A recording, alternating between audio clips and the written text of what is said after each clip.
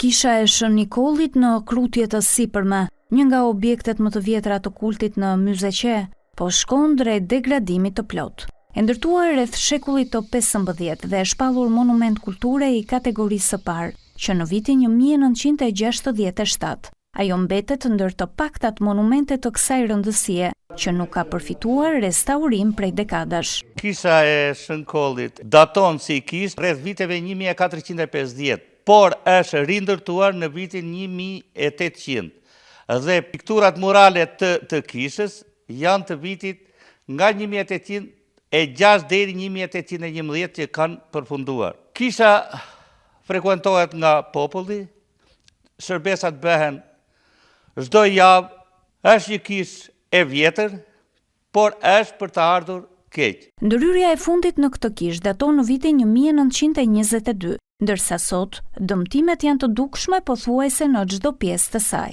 Nausi, afresket murale të realizuara mes viteve 1804 dhe 1811, kolonat mbajtëse, harqet, çatia dhe ambientet e shërbesave janë dëmtuar rënd nga pesha e kohës dhe mungesa e investimeve. Pavarësisht kërkesave të vazhdueshme nga besimtarët, shërbyesit e kishës dhe Mitropolia e Beratit, deri më tani nuk është zbatuar asnjë projekt restaurimi.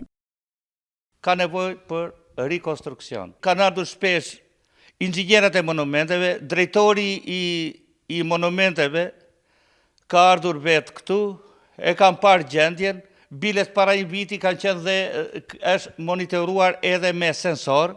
Pasi i hoqën këta sensorët, thanë që kjo kishë ka nevojë për rikonstruksion sa më shpejt. Por deri tash unë nuk pa shoh gjë. Ndërkohë, Ministria e Kulturës konfirmon se specialistët kanë kryer inspektimin e objektit dhe se është startuar projekti.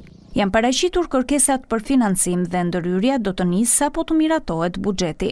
Sipas tyre, financimi i monumenteve prioritare varet nga fondet buxhetore të miratuara çdo vit, të cilat shpesh nuk janë të mjaftueshme, ndaj kërkohen edhe donacione të huaja për të mbuluar nevojat e restaurimit.